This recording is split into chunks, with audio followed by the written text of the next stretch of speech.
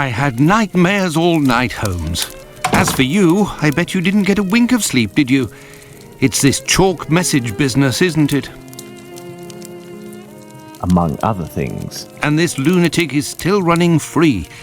If only we knew what he looked like. But we do know, Watson. We have a fairly accurate description. I must have missed an episode of your adventures, Holmes. Not only have I heard you discredit the value of our eyewitnesses, but the few descriptions we do have don't seem to correspond. An inaccurate account can regain its value if we can discover why and to what extent the truth must be rewritten. We've learned a great many things tonight, and I'm able to tell you what our man looks like. Really? Yes, and we're going to need a few things, Watson. Find me 3 mannequins, my worker's costume, my 3 full wigs, one of your worn garments, yes, that can be used for the workman's outfit, and one of your old suits. Oh, and my deer stalker, the one I never wear, but everyone seems to think I wear day and night.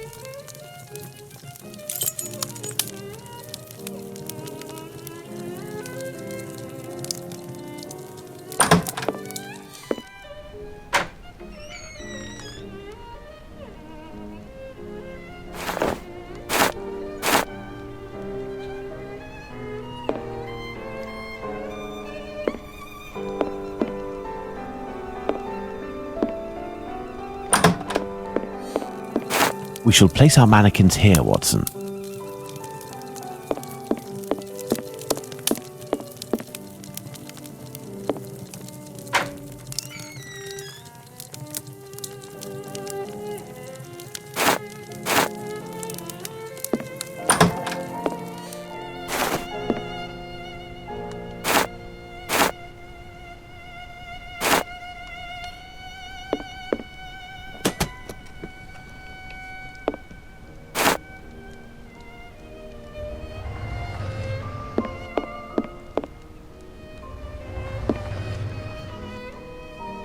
A wig! This will come in handy.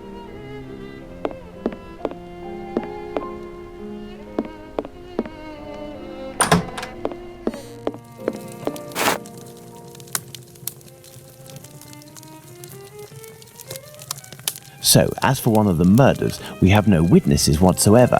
As for the 3 other, we have at least one person who claims to have seen the victims talking to a man a few minutes before their death. Do you remember whom these would be, Watson?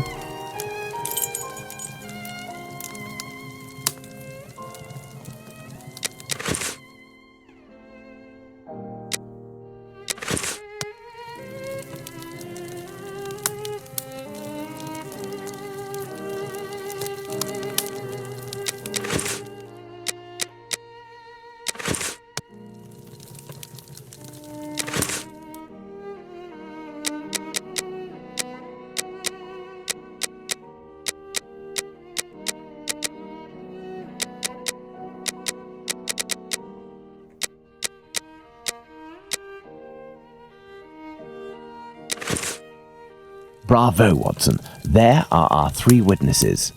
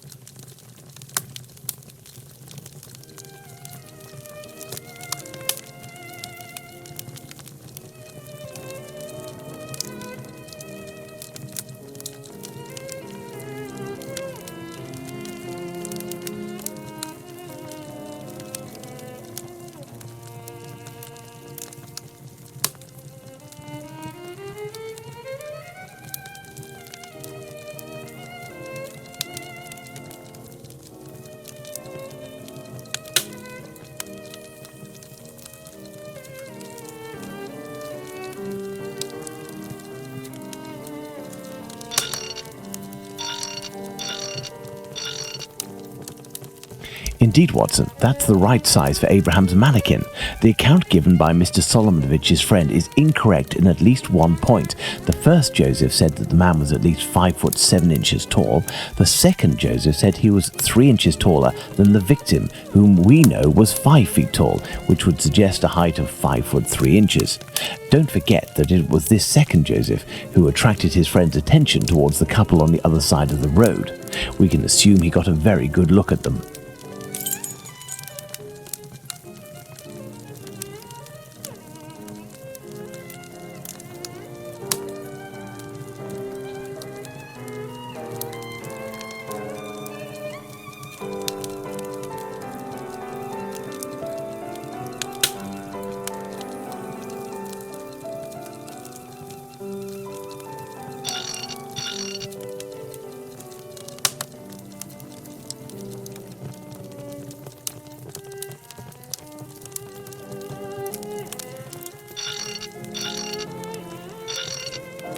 As for young P.C. Smith's account, he must have been mistaken about this person's real height. It is only an inch or two after all, and we can attribute the same height as the other two.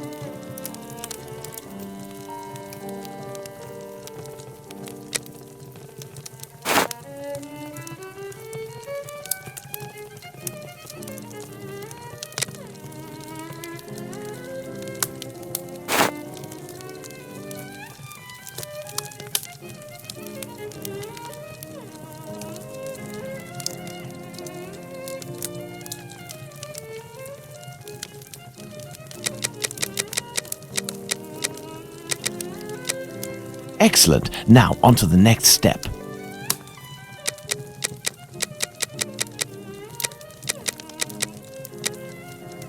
There we are. Magnificent. Bravo, Watson. Our mannequins have been recreated based on the correct accounts. Now, Watson, let's see in what ways these statements differ and how the witnesses could have been mistaken. Let's look at these wigs and moustaches. Let's start by taking the first Joseph's testimony, who saw the man head-on in a well-lit spot and in which he noted fair hair. Now, let's consider the same person, but in the lighting and angle of the other two witnesses, in the darkness of night, with poor artificial lighting from above. Put out the light, Watson. Thus, poor lighting and a backlit subject can affect our perception of shades and colours. The wigs from Abraham's mannequin took on the same colour as the other two. The three testimonies, therefore, don't contradict one another, and we can apply the same facial hair to all three mannequins. Turn on the light, Watson.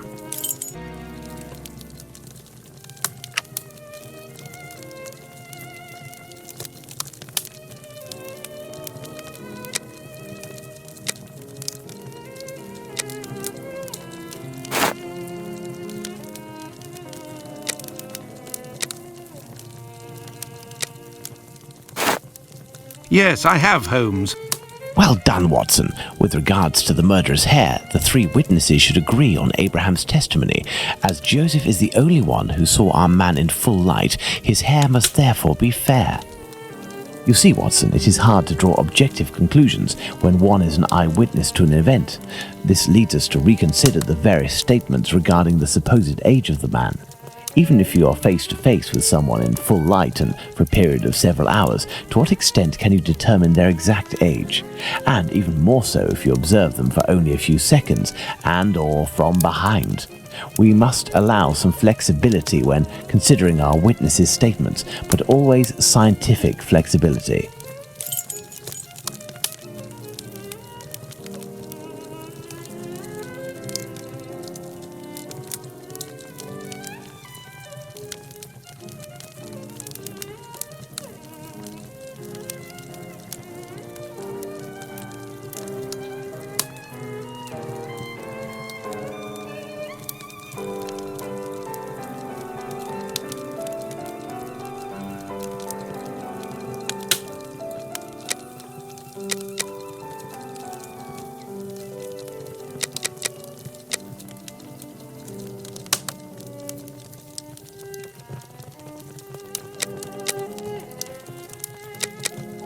Perfect, Watson.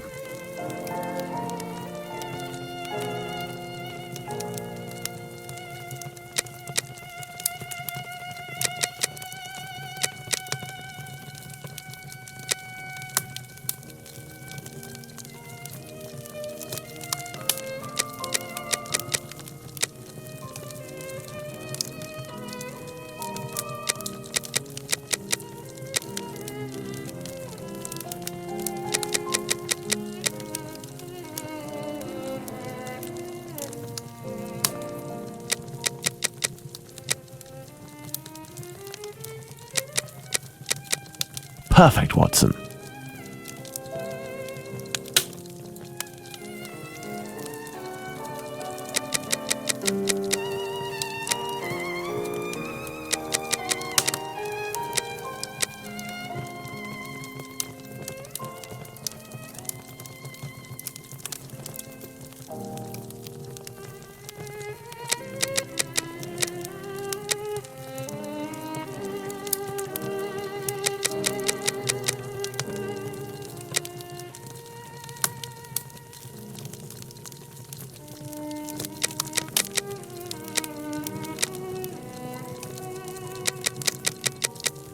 Perfect, Watson.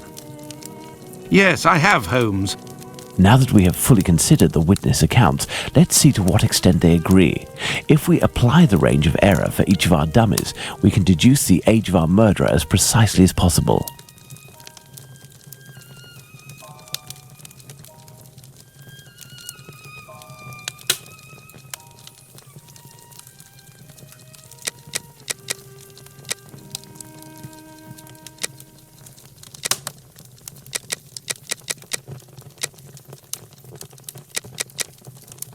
Perfect, Watson. Within a margin of 1 year, Watson, the age of our murderer is 33 years. But the man described by Smith was dressed respectably, whereas the other two were poorly dressed. Indeed, but Whitechapel's respectively could quite easily describe the Sunday bests that all lower-class men own. Now, let's place ourselves in the shoes of Liz Stride's killer. He has just slain his victim and sees Louis Diemschutz discover her body. Our killer is at great risk if he stays in the area. He therefore gets away from this spot. But he wants to kill again. However, he might have been spotted in the area before having committed the murder by a constable on his round, perhaps, who managed to get his description. What do you think the killer will do?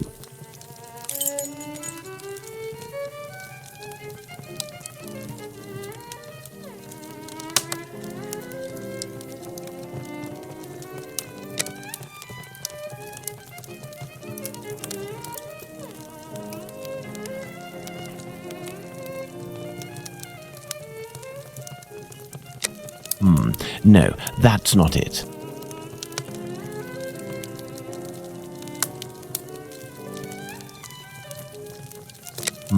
No, that's not it.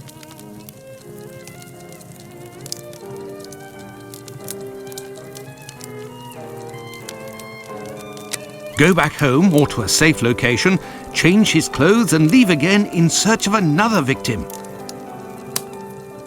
It's the only possible explanation, Watson. The man returned to the safety of his lodgings and then decided to go out again with new clothes and repeat his sinister nocturnal work. That's how the discrepancies between the witnesses with regards to clothing can be explained. What a cold-blooded animal. And what determination! Powerful motives are pushing this man. Thus, we can conclude that the respectable man with the package may very well have been seen by the two Josephs. Even if it is just a mannequin, it's giving me goosebumps. But have we really made any progress, Holmes? I mean, there must be thousands of men in Whitechapel who match this description, wouldn't you say? You're right, Watson. We have worked on who, now let's work on where.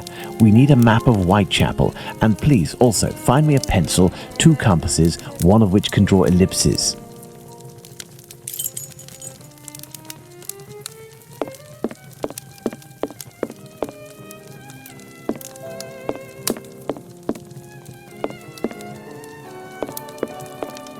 I am in need of something.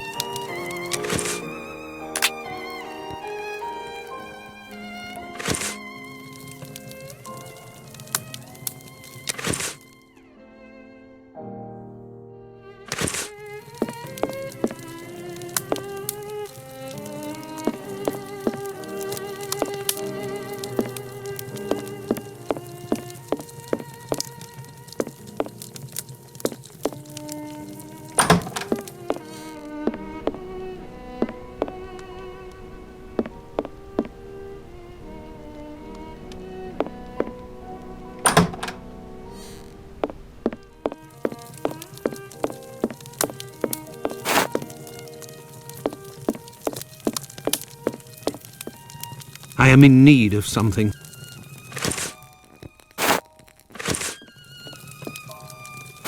First of all, let's place our 4 murders on this map, as well as the spot where the graffito appeared, and the piece of apron was dropped.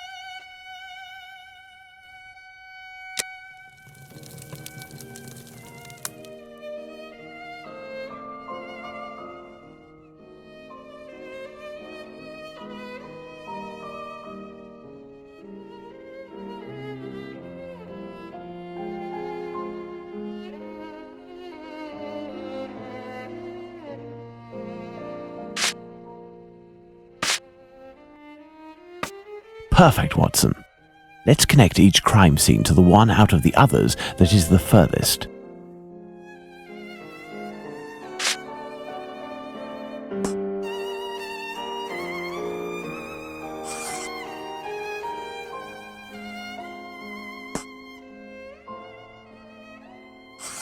You see, Watson, the murders aren't grouped together, but seem to be spread out like cardinal points around a central zone. The killer obviously wanted to avoid returning to the previous scenes of his crimes, assuming that they would be more closely watched or that he could be recognized. So the killer lives at the centre of this cross? In the vicinity, most certainly, but how near? We cannot afford to get it wrong. If you concentrate, Watson, you will notice that the murders are roughly equidistant from the intersection point of the diagonals. Let's focus on the night of the double murder. Remember, Watson, it took us 20 minutes to get from Dutfield's Yard to Mitre Square. Let's draw a line from one to the other.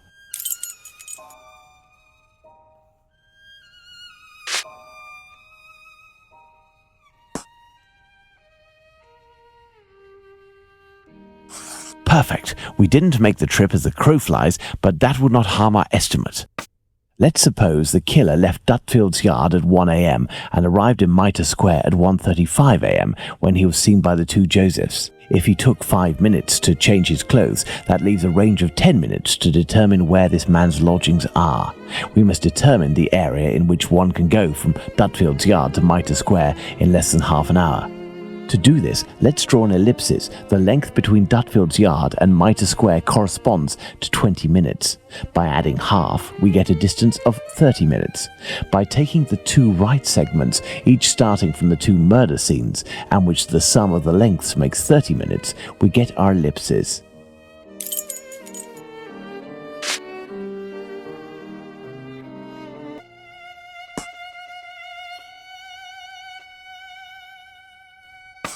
There we are, Watson. Our killer lives in this area. It's still rather a vast area, Holmes. Yes, indeed. And our goal is to reduce this area as much as we can. We must consider the fact that the murder at Mitre Square was committed under a certain amount of pressure, given that the killer knew he was wanted for the acts he committed not long before. We can assume that he had to do it in a safe zone, that is, an area not far from where he lives. This is especially true of an act such as the graffiti he carried out after 2 murders. Let's trace a circle around this point, with the distance separating it from Mitre Square as the radius. This will enable us to determine our killer's safe zone.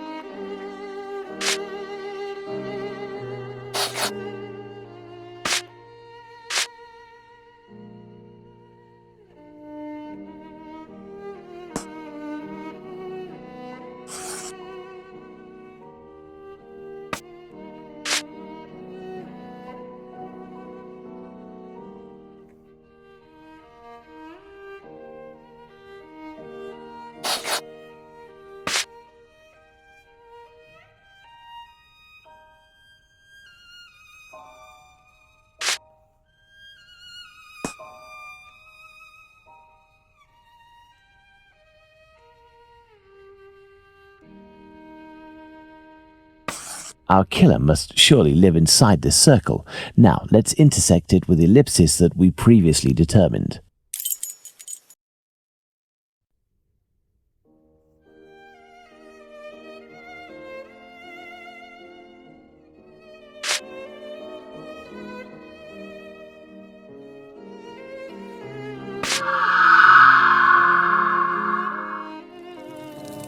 There we are, Watson, the Aldgate district.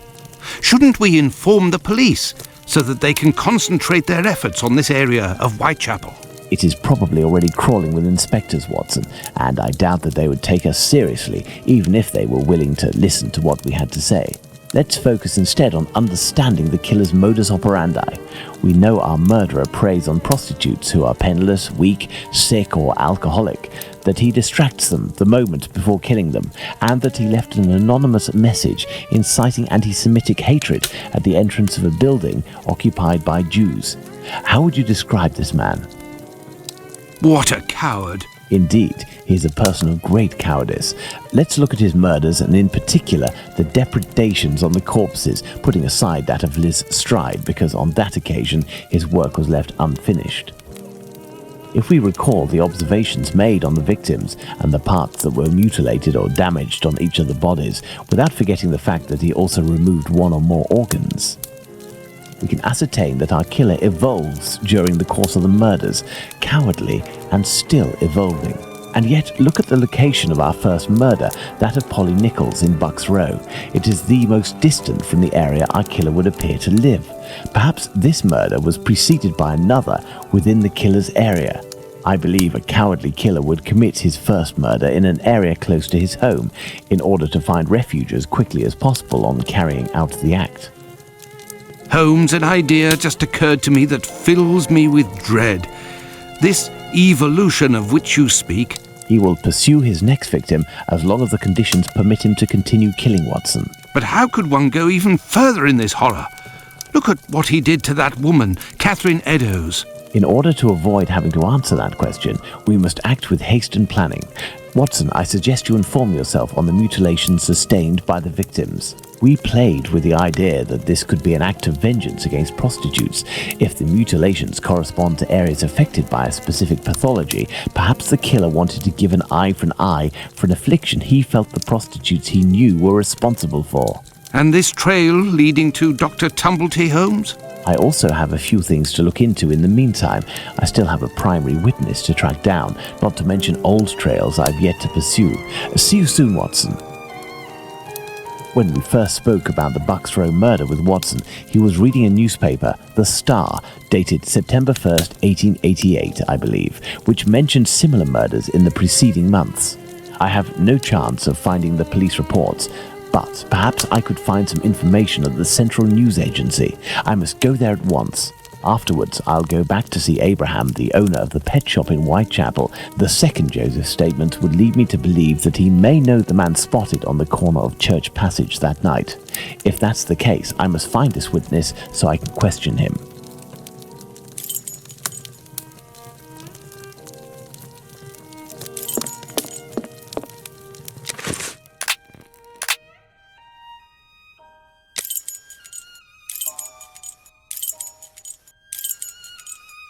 Nothing of interest here.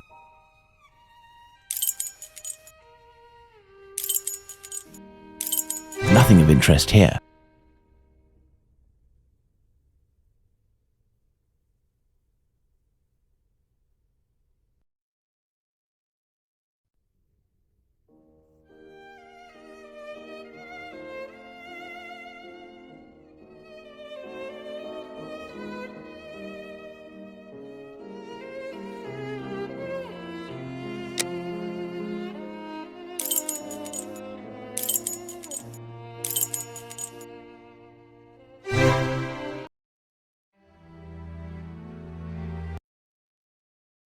Ah, bullying is there. It won't hurt just this once.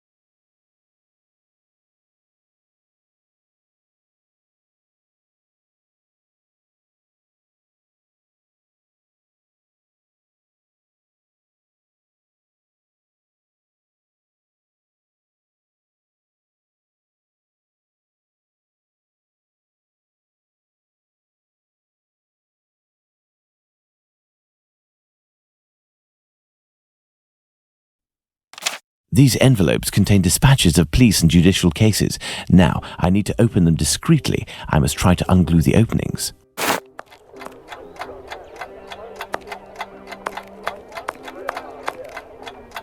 Water.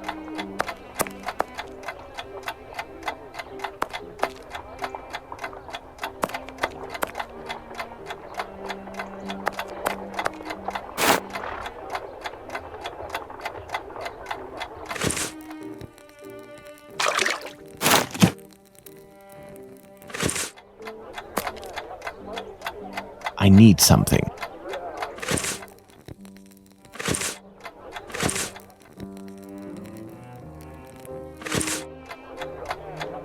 There, that will provide me with steam.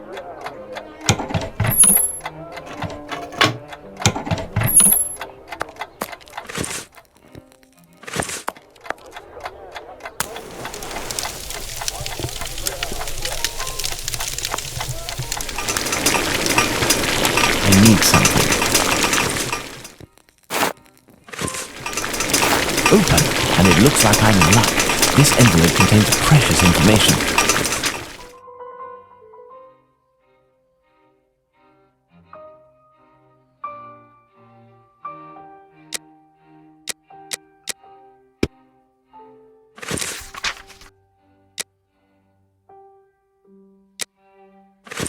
The information excludes the murder of the first woman, Miss Smith. Jack the Ripper can't be the author of that crime.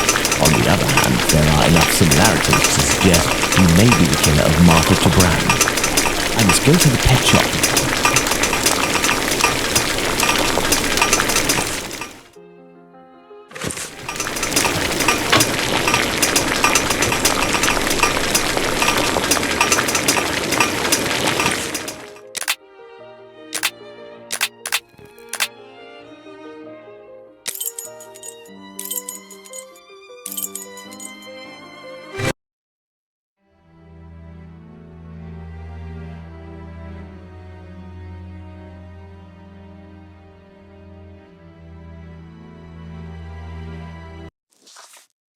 I must go to the pet shop.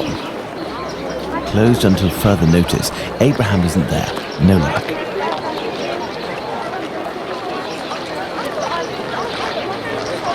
Beep beep.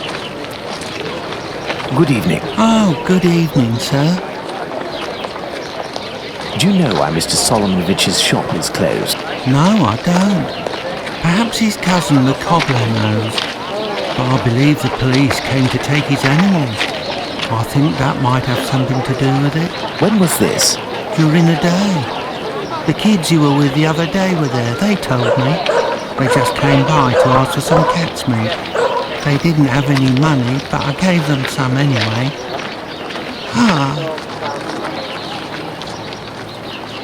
Is something wrong? It's just that there was a little girl with them, the same age as mine. My little girl who went away with her mother. With the angels into the sky. Dr. Watson told me about your loss. Please accept my condolences. Would you like to talk about it? How did it happen? The illness, sir. My poor little girl was in agony, and her face and body were ravaged by the disease. Her face? Yeah, she looked like a ghost.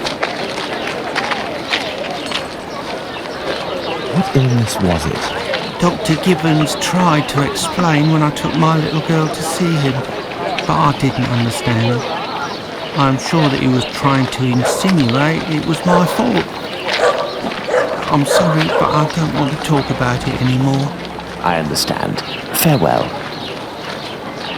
Let's go and see Dr. Gibbons.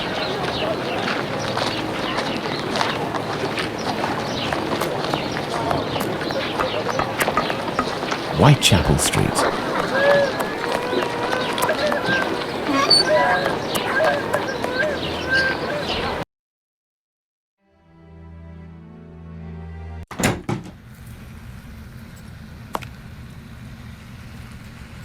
Hello, Doctor. Do you remember me? I'm Sherlock Holmes, Dr. Watson's friend. Oh, yes. Excuse the mess, but I am doing a bit of tidying. I have come to see you about a Mr. Hardyman, a cat food seller by trade who recently lost his daughter and wife. Yes, I know him. A tragic story.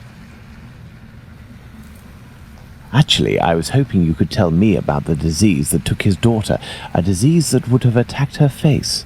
Well, to keep it short, we are speaking of syphilis, Mr. Holmes. You must certainly know that it is transmitted through intimate connections, and that the vast prostitute population here contributes to its inevitable progression. It destroys individuals by spreading through the body slowly. The most obvious symptoms can be found in the genitalia and on the face in the form of pustules or lesions. Sometimes this illness can destroy whole families. The father catches it from a prostitute, he transmits it to his wife, who in her turn passes it to the kids which she bears or nurses. These cases are numerous in the vicinity. Certain children, and this is the case of the little girl whom I won't name, suffer from an emaciation of the face which will, apart from predicting an imminent death, bring infamy upon the family. Emaciation of the face? Yes, what we sometimes call the pox. I will give you a photograph.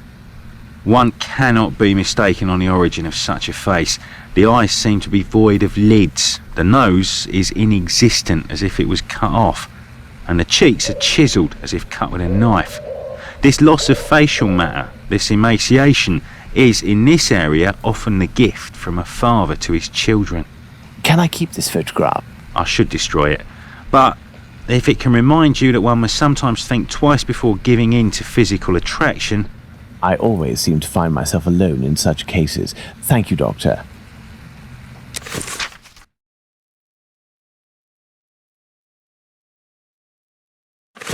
Let's go to the cobbler's.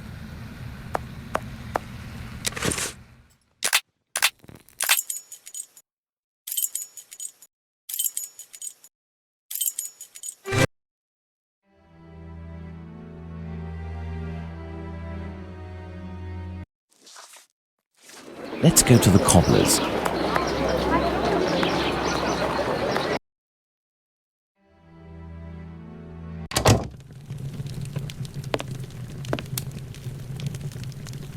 Hello, Mr. Solomonovich. Ah, Mr. Holmes, how are things with you? I heard your cousin Abraham had a problem with his shop. What happened? If I didn't know you well, I would tell you that it's Jewish business that doesn't concern anyone but the Jews.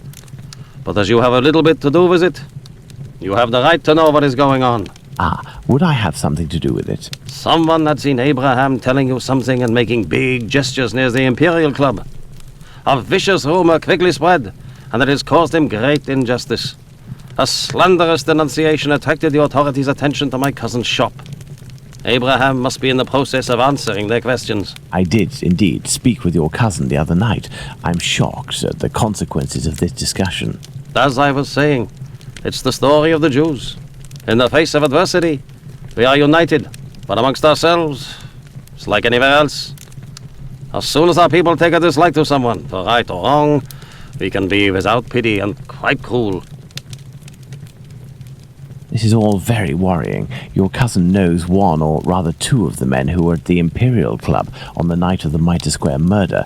One of the two, a butcher in Aldgate named Joseph, is probably withholding information of the utmost importance. I must find this man. Perhaps you can help me. But there are dozens of Jewish butchers around Aldgate, half of which must be called Joseph. And you know, Mr. Holmes, we Jews prefer to remain in the background of this murderer business, this Jack the Ripper thing. All of London is pointing their fingers at us, saying, "It's a Jew who disemboweled these women." Our community is in great peril, you know. There was the business with Lipsky and Leather Apron. I will see what I can do, but I don't promise anything. I'd be extremely grateful to you. Very well. We may meet again, Mr. Solomonovich. You are most welcome, Mr. Holmes. I've paced up and down Whitechapel enough. I should return to Baker Street in order to reflect on the new facts that I have discovered.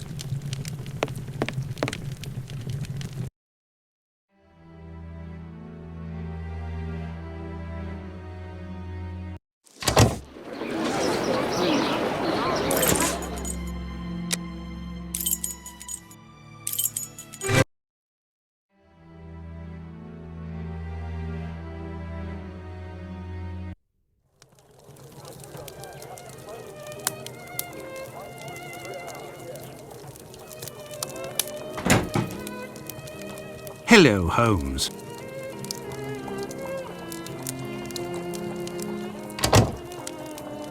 Good day, Watson.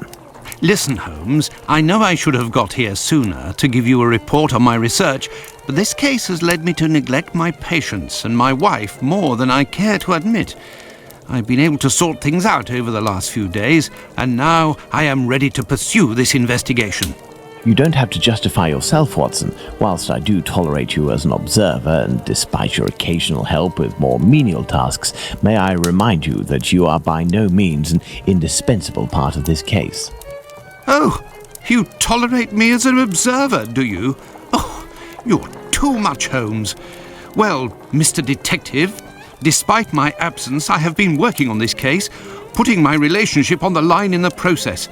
And I happen to have a confidential letter that only passed from one lord's hand to another.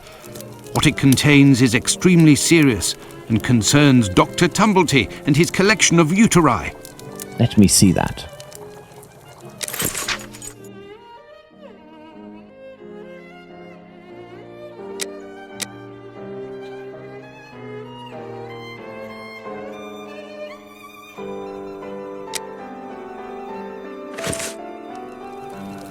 Excellent. This American could turn out to be of great use to use.